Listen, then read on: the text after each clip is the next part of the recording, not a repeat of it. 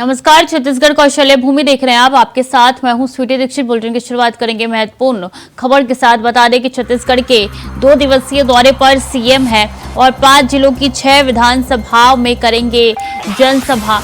बता दें कि आज कांकेर, राजनांदगांव, कबीरधाम में चुनावी जनसभा करने वाले हैं। कल सुकमा, बस्तर में जनसभा को करेंगे संबोधित। सीएम योगी कल राजनांदगांव में भी करेंगे रोड शो। नक्सल प्रभावित बस्तर और सुकमा में चुनाव प्रचार सीएम योगी आदित्यनाथ करेंगे। तो नक्सल प्रभावित बस्तर और सुकमा में चुनाव प्रचार सीएम योगी आदित्यनाथ द्वारा किया जाएगा। 2 दिवसीय छत्तीसगढ़ के दौरे पर यूपी के सीएम हैं। तो छत्तीसगढ़ के 2 दिनों के दौरे पर सीएम योगी आदित्यनाथ है। बता दें कि 5 जिलों के 6 विधानसभा में करेंगे जनसभा और ऐसे में सीएम योगी आदित्यनाथ पहुंचे हैं छत्तीसगढ़। आज कांकेर, राजनांदगांव, कबीरधाम में चुनावी जनसभा सीएम करने जा रहे हैं। तो नक्सल प्रभावित बस्तर और सुकमा में प्रचार प्रसार करेंगे सीएम योगी आदित्यनाथ और चुनावी हुक्कार सीएम द्वारा आज भरा जाना है।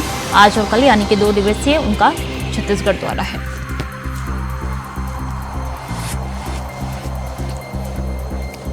तो 5 जिलों की 6 विधानसभा में करेंगे जनसभा। इसी के साथ बता दें कि 2 दिवसीय छत्तीसगढ़ के दौरे पर है, क्योंकि 7 और 17 नवंबर को चुनाव होने हैं। 7 तारीख को पहले वोटिंग होनी है और ऐसे में सीएम छत्तीसगढ़ के दौरे पर है।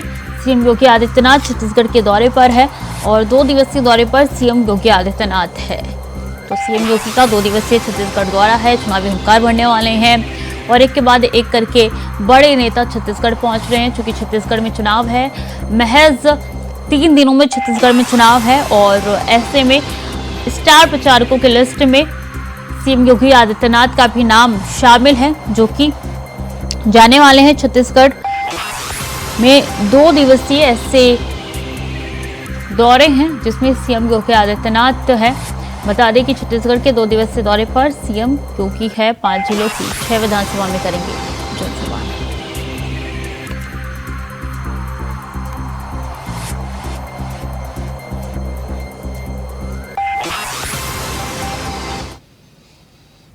सीधे चलेंगे नैनीताल, जहां पे मुख्यमंत्री पुष्कर सिंह धामी क्या कुछ कह रहे हैं, आपको सुनवाते हैं। मैं आप सबसे कहना चाहता हूं कि स्वामी विवेकानंद जी ने कहा है कि मनुष्य अनंत ऊर्जा और अनंत शक्ति का भंडार है।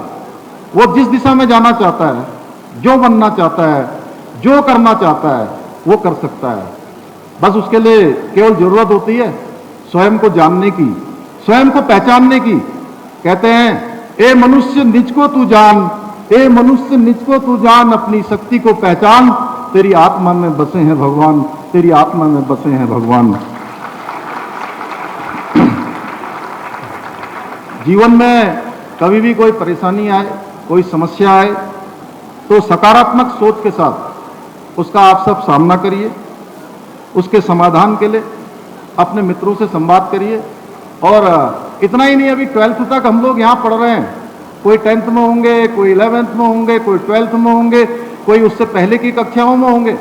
लेकिन इसके बाद जाने के बाद भी हमारी जो ये बाल्यकाल की जो मित्रता है, वो मित्रता समाप्त नहीं होनी चाहिए। एक दूसरे के साथ कम्युनिकेशन बना रहना चाहिए। वैसे तो आजकल कम्युनिकेशन के इतने सारे माध्यम हो गए हैं कि बहुत आसान है। पहले के समय में बड़ा कठिन होता था। और अगर हम एक दूसरे से कम्युनिकेशन करेंगे, क्योंकि मैं आज आप सबके बीच में आया हूं तो ये सोचकर नहीं आया कि मैं आपको कोई भाषण देने के लिए यहाँ आया हूं, कोई मैं बहुत लंबा चौड़ा उद्बोधन करने के लिए भी नहीं आया। मैं ये सोच रहा हूं कि कुछ साल पहले तक मैं भी आप ही जैसा विद्यार्थी था और अब थोड़ा विद्यार्थी से आगे चला गया। मतलब विद्यार्थी तो व्यक्ति वैसे जीवन भर रहता है, वो जीवन के अंतिम क्षण तक कुछ न कुछ सीखने का काम करता है। लेकिन मैं आपसे कहना चाहता हूं कि आप सब लोग, जो ये शिक्षा अध्ययन का समय है, ये कालखंड आपके जीवन में कभी नहीं आने वाला। क्यों श्याम भैया, आएगा? नहीं आएगा ना। आज कौन सी तारीख है?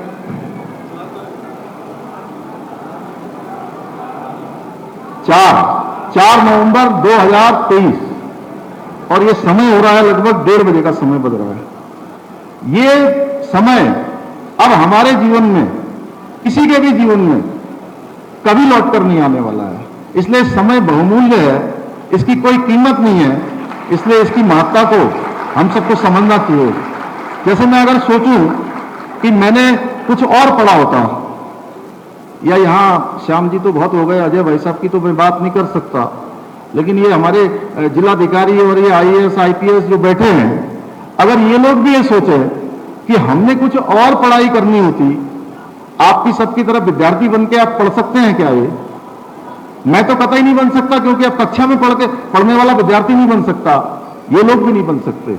इसलिए आप लोग भी अगर कुछ समय के बाद ये सोचेंगे कि हम लोग फिर से विद्यार्थी बन जाएं, फिर से क्लास में पढ़ने चले आए, फिर से प्रेमा जगाती सरस्वती बिहार में एडमिशन ले लें आज से 5 साल 10 साल बाद, तो क्या कर पाएंगे? क्या कर पाएंगे? क्या मैं विद्यार्थियों से पूछ रहा हूं, नहीं कर पाएंगे। तो इसलिए समय वापस लौटकर आने वाला नहीं है, इसलिए समय का संपूर्ण तरीके से उसको पूरी तरह से काम में लाना है, एक एक पल का और एक एक क्षण का उपयोग करना है।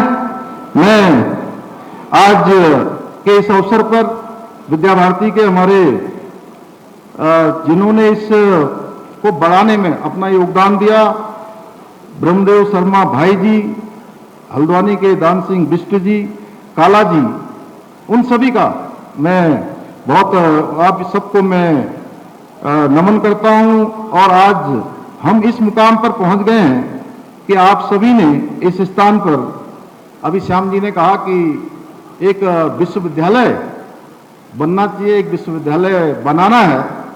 मैं भी चाहता हूं कि एक विश्वविद्यालय बने, और मैं मन में जब मैं आ रहा था तब ये सोच रहा था कि एक विश्वविद्यालय जरूर होना चाहिए। निश्चित रूप से आपने ये एक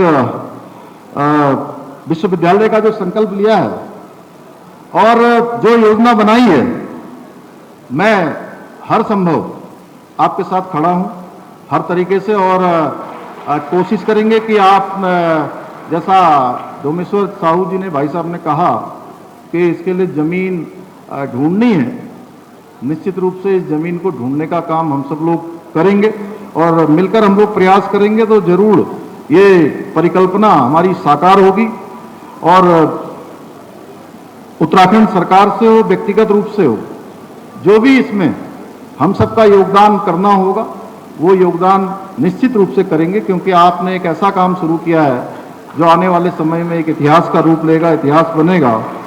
मैं आज के इस अवसर पर प्यारे बच्चों से ये भी कहना चाहता हूँ कि ये जो हमारा विद्यालय है ये देवभूमि उत्तराखंड में है, ये गुरुकुलों की भूमि है। यहाँ ऐसे ऋषि मुनि हुए जिन्होंने अनेकों ग्रंथों की यहाँ रचना की है। वीर भट्टी की इस महान धरती पर पढ़ने वाले आप सभी विद्यार्थी भी ऋषियों की संतानें हैं, और अवश्य ही आप लोग भविष्य में अपने परिवार का तथा अपने देश का, प्रदेश का नाम रोशन करेंगे। क्योंकि एक बात मैं और आपसे कहना चाहता हूँ, आज मेरा जो भी ज़्यादातर संवाद है हमारे प्रिय विद्यार्थियों से है कि जब भी कोई विद्यार्थी अपने छोटे से मोहल्ले से, छोटे से गांव से आगे बढ़ता है तो वो तब केवल एक माता पिता का केवल पुत्र नहीं रह जाता है, एक बहन का भाई नहीं रह जाता, एक भाई का भाई नहीं रह जाता है, वो सभी के लिए एक उन सभी का दुलारा बन जाता है, सबका प्यारा बन जाता है।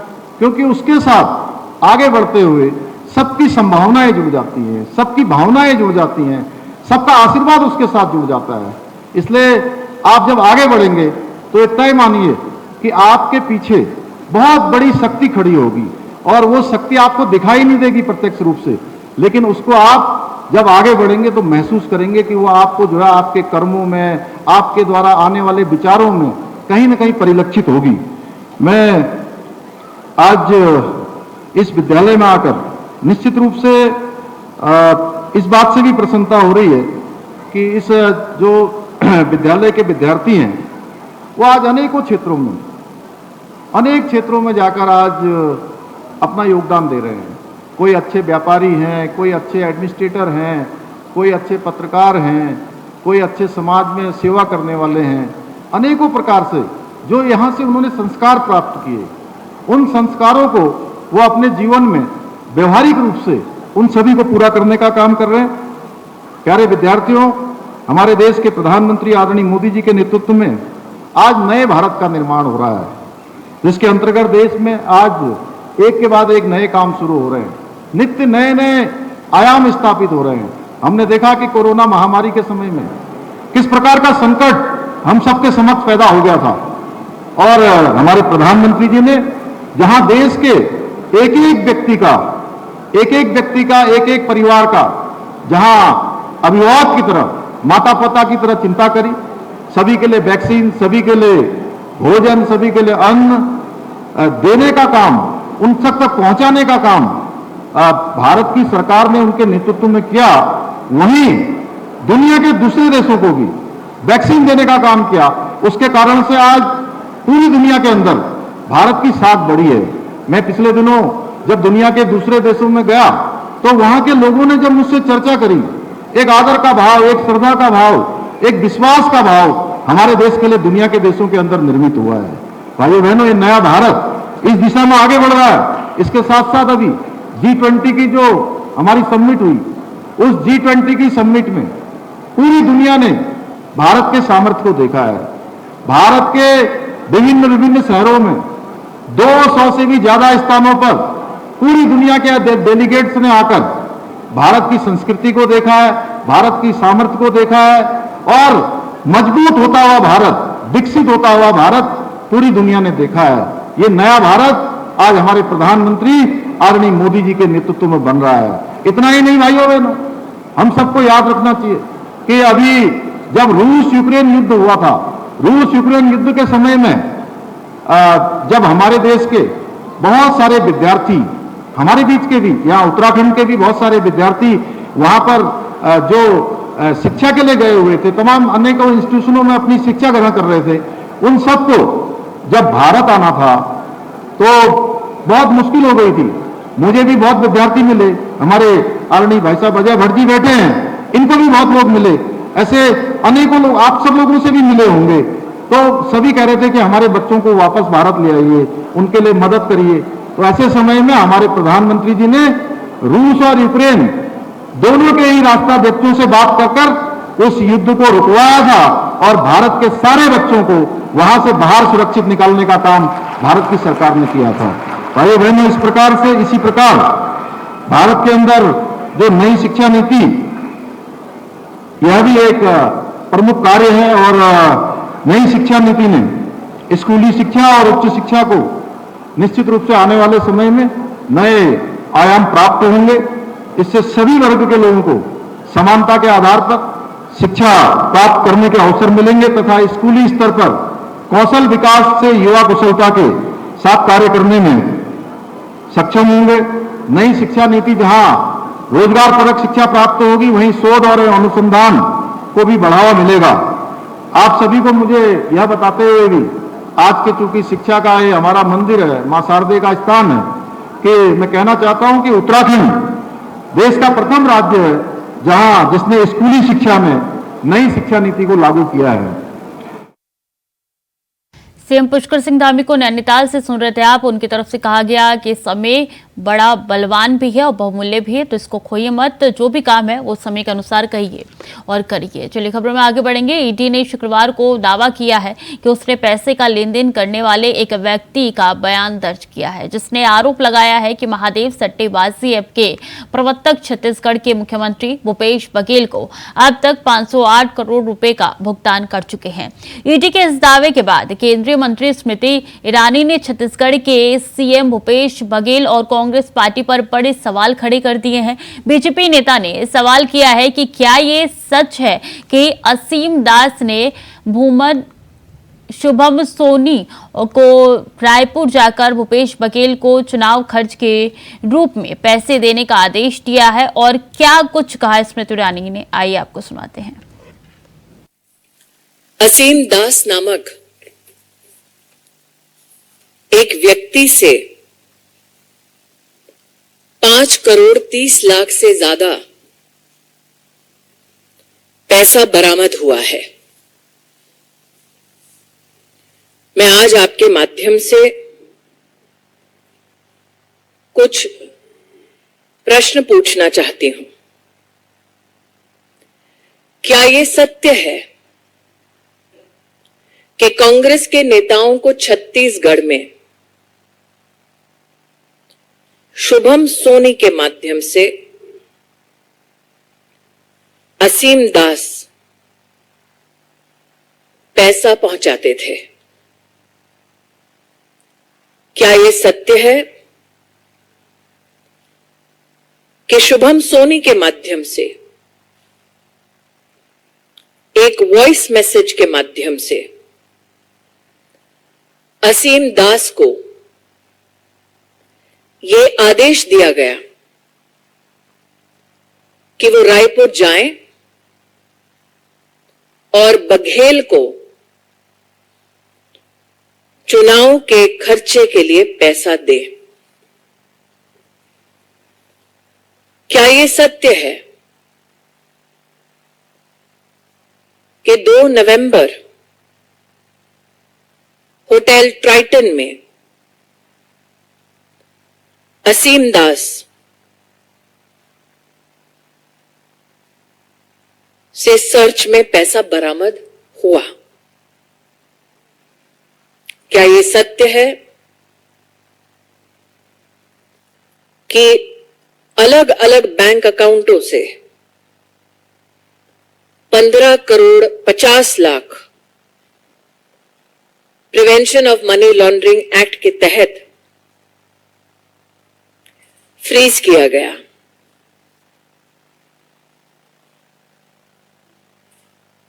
ये सारे प्रश्न आज मैं भूपेश बघेल जी से और कांग्रेस के नेतृत्व से कर रही हूं। असीम दास ने अपने स्टेटमेंट में यह कबूल किया है कि वो दुबई से आदेश अनुसार रायपुर आए। उनको आदेश यह हुआ था कि कांग्रेस के चुनाव के खर्चे के लिए पैसा दिया जाए। असीम दास ने यह कबूल किया कि यह पैसा महादेव ऐप के इलीगल बेटिंग ऑपरेशंस का पैसा है। असीम दास ने कबूल किया कि शुभम सोनी महादेव ऑनलाइन बुक के टॉप लेवल मैनेजमेंट में शामिल हैं। यह तथ्य चौंका देने वाला है कि जिस शुभम सोनी के बारे में असीम दास ने स्टेटमेंट दिया है, एविडेंस ये माना जाता है कि इन्वेस्टिगेशन एजेंसीज के पास शुभम सोनी की आवाज में भी उपलब्ध है। शुभम सोनी ने अपने एक लिखित बयान में यह कहा है कि अब तक महादेव ऐप के प्रमोटर्स ने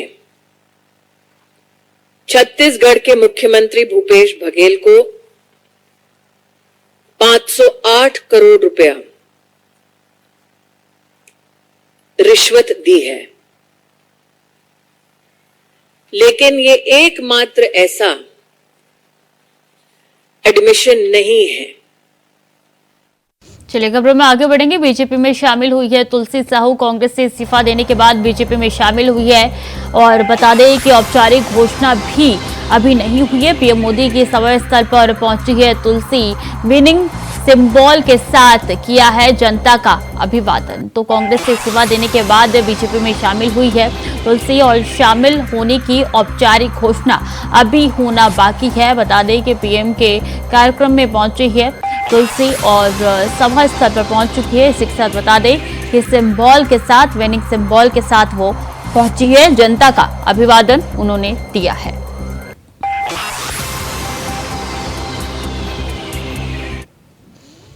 और राहुल गांधी का आज छत्तीसगढ़ दौरा है। जगदलपुर और रायगढ़ जाएंगे राहुल गांधी। जगदलपुर और रायगढ़ में करेंगे चुनाव प्रचार। जनसभा के बाद दिल्ली लौटेंगे राहुल गांधी। तो राहुल गांधी का आज छत्तीसगढ़ दौरा है। बता दें कि रायगढ़ में जाएंगे, जगदलपुर में जाएंगे राहुल गांधी। जगदलपुर और रायगढ़ के दौरे पर रहेंगे और चुनावी हुक्कार वो वहां से भरेंगे। तो जगदलपुर और रायगढ़ के दौरे पर आज राहुल गांधी रहने वाले चुनाव प्रचार करेंगे।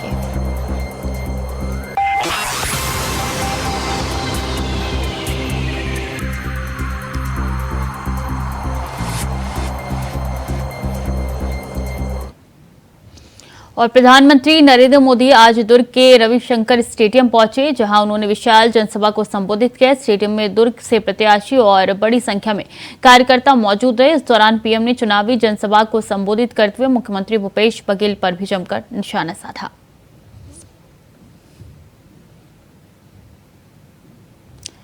तो पीएम मोदी छत्तीसगढ़ के दौरे पर हैं और बता दें कि चुनावी सभा भी वो वहां पे कर रहे हैं, चुनावी हुंकार वो वहां पे भर रहे हैं और छत्तीसगढ़ के सीएम पर भी जमकर निशाना साधा। पीएम मोदी ने विशाल जनसभा को भी संबोधित किया। इस दौरान कई बातें जो है वो कांग्रेस के खिलाफ उन्होंने कही है और ऐसे में चुनाव को साधने का प्रयास जो है वो पीएम मोदी खुद मैदान में उतर के कर रहे हैं। तो बता दें स्टार प्रचारकों की लिस्ट में पीएम मोदी का भी नाम शामिल है। ऐसे में पीएम मोदी कोई भी कोर कसर नहीं छोड़ रहे हैं, खासकर उन राज्यों में जिनमें कांग्रेस की सरकार है।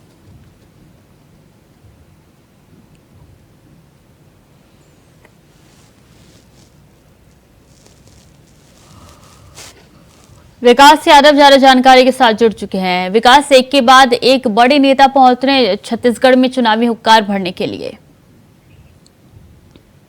जी, कल भारतीय जनता पार्टी ने छत्तीसगढ़ में अपने लोक लुभावने घोषणा पत्र की घोषणा की है। केंद्रीय गृह मंत्री अमित शाह जो है छत्तीसगढ़ के राजधानी रायपुर स्थित भाजपा कार्यालय से घोषणा पत्र की लॉन्चिंग की है, जिसके बाद जो है आज जो है छत्तीसगढ़ में चुनावी घमासान काफी तेज हो चुका है, क्योंकि एक तरफ जो है दुर्ग जिले में प्रधानमंत्री नरेंद्र मोदी की बड़ी सभा है, तो दूसरी तरफ जो है कांग्रेस के सांसद राहुल गांधी की दूसरी तरफ सभा हो रही है। इस सभा के जरिए जो है लगातार जो है छत्तीसगढ़ में जो है घोषणाओं का दौर शुरू हो गया है, क्योंकि जब से कल से भारतीय जनता पार्टी के घोषणा पत्र की जो लॉन्चिंग हुई है, इसके बाद जो है राहुल गांधी, मल्लिकार्जुन खड़गे की सभा जो है छत्तीसगढ़ में हो रही है और इस सभा के जरिए जो है प्रधानमंत्री नरेंद्र मोदी और छत्तीसगढ़ में भारतीय जनता पार्टी की सरकार को खेलने की आवाज चल रही है। मैं बता देना चाहूंगा कि कांग्रेस ने भी पहले ही अपने घोषणा पत्र के लॉन्चिंग होने से पहले ही कई सारी घोषणाएं कर चुकी है।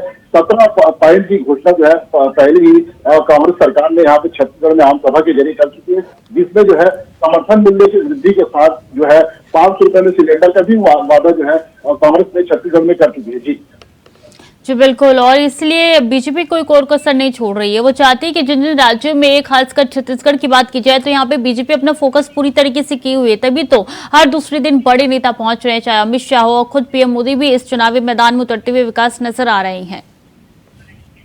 जी, जिस प्रकार जो है कल भारतीय जनता पार्टी के घोषणा पत्र के बाद जो है आज ईडी द्वारा भी कल बड़ी कार्रवाई की गई थी, जिसके बाद जो है छत्तीसगढ़ में चुनावी माहौल काफी तेज हो चुका है। यहाँ पे जो है लगातार आरोप प्रत्यारोप के बीच में जो है घोषणाओं का भी दौर चल रहा है कि किस प्रकार जो है बड़ी बड़ी सभाओं में प्रधानमंत्री नरेंद्र मोदी और भूपेश बघेल जो है कांग्रेस सरकार के लिए कई सारी घोषणाएं करते जा रहे हैं, जिसको लेकर जो है जी बिल्कुल, अब देखना होगा आगे कि ईडी के कार्रवाई के बाद क्या कुछ प्रभाव जो है कांग्रेस पर पड़ते हैं। बहुत बहुत शुक्रिया आपका तमाम जानकारियों के लिए विकास। खबरों में आगे बढ़ेंगे। छत्तीसगढ़ दौरे पर अरविंद केजरीवाल है। पंजाब के सीएम भगवंत मान का भी दौरा है। छत्तीसगढ़ चुनाव को लेकर आप ने झोंकी है पूरी ताकत। मसूरी और कवर्धा में रोड शो का आयोजन किया गया है। तो छत्तीसगढ़ के दौरे पर अरविंद केजरीवाल है। बता दें कि पंजाब के सीएम भी इनके साथ छत्तीसगढ़ दौरे पर है। तो पंजाब के सीएम भगवंत मान का भी छत्तीसगढ़ दौरा है और दोनों दिग्गजों ने ताकत झोंक दी है। चुनाव को लेकर आपने झोंकी है ताकत। मस्तूरी और करवदा में रोड शो का आयोजन किया गया है। तो छत्तीसगढ़ के दौरे पर अरविंद केजरीवाल है, उनके साथ पंजाब के सीएम भगवंत मान भी छत्तीसगढ़ पहुंचे हैं। और बता दें, मस्तूरी में करवदा में चुनावी सभा का आयोजन किया गया है और चुनावी हुंकार भी आम आदमी पार्टी भरते हुए नजर आई।